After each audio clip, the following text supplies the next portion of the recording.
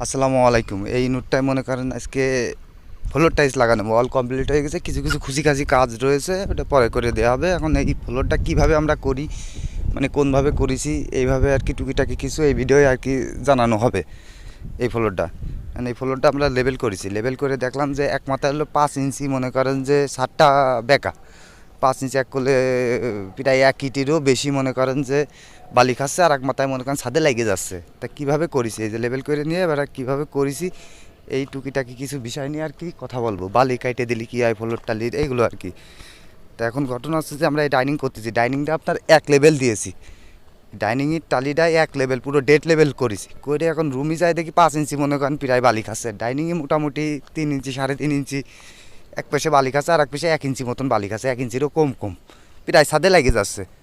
তা এখন ওই আমরা করেছি কি, রুম ডাইনিংটা যেহেতু ঢুকে দরজার, সেই ক্ষেত্রে ডাইনিংটা মনে করেন যে এক লেভেল করে দিয়ে রুমে আপনার সোলভ করে দিছি, যেহেতু 5 ইঞ্চি মানে মেলা ছাদে প্রেশার পড়ে, ছাদ 5 ইঞ্চির বালি খানো মানে হেভি প্রেশার পড়ে, মানে এটা অত বালি খানো আর কি ঠিক হয় না।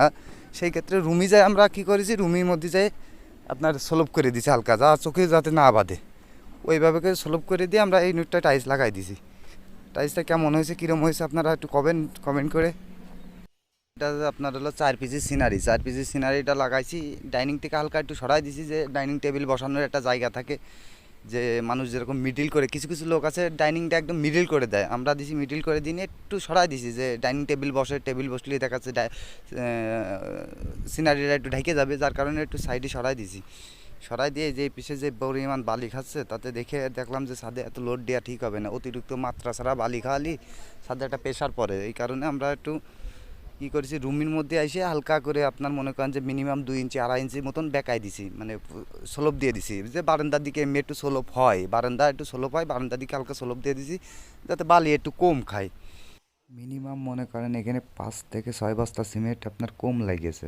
সেই ক্ষেত্রে আপনার কম লাগাও তো বড় কথা না, কথা হচ্ছে যে ছাদে অত বেশি বালি খাওয়ানো ঠিক হয় না। অনেকে বলে যে আমার সব জায়গায় ডেড লেভেল করে দাও, ডেড লেভেল আসলে ছাদ যদি বেশি 19-20 হয়, 19-20 তো না, 15-20 হয়, তাহলে সেই ক্ষেত্রে একটু স্লোপ দিলে ছাদে অত আমরি টাইসে বোঝা যায় না। আর কেউ কেউ ভাবে যে আপনার মনে করেন টেবিল টেবিল ঠুলি কি খাট তুলি এক সাইডে কাঠ হয়ে থাকবে, ওইটা হলো ভুল ধারণা। ওইটা কোনো হচ্ছে যে আপনার বালি অনেক ক্ষেত্রে মিস্ত্রিরা কিছু কাইটে দেয়, অনেকে কাইটে দেয় না। এখন কাইটে দেওয়ার বিষয়টা বলি, কাইটে দিতে হয় এই কারণে, আপনার অনেক সময় আপনার বালি মনে করেন যে বেশি বালি যদি খাই, সেই ক্ষেত্রে বালি একটু কাইটে দিলে সুবিধা, যে বালিটার পানি নিচে পর্যন্ত চলে যায়, এখানে বালিটা ভিজে লাগে। আর কিছু কিছু জায়গায় অল্প বালি যদি খাই, সেই ক্ষেত্রে আপনার বালি না কাটে দিলেও কোনো সমস্যা নেই, অল্প পানিতেই আপনার ভিজে যায়, গ্রাটিন যেটা দেয় আর কি, এক কথায় গ্রাটিনই আপনার অল্পতেই ভিজে যায়, যেটা অল্প বালি খায়। যেখানে মেলা বালি খায় সেখানে একটু কাটে দিলেই বালিটা নিচে পর্যন্ত গেলেই বালিটা খুব সুন্দর ভিজে যায়, ভিজে গেলে টাইসের লাগালেও খুব সুবিধা হয়।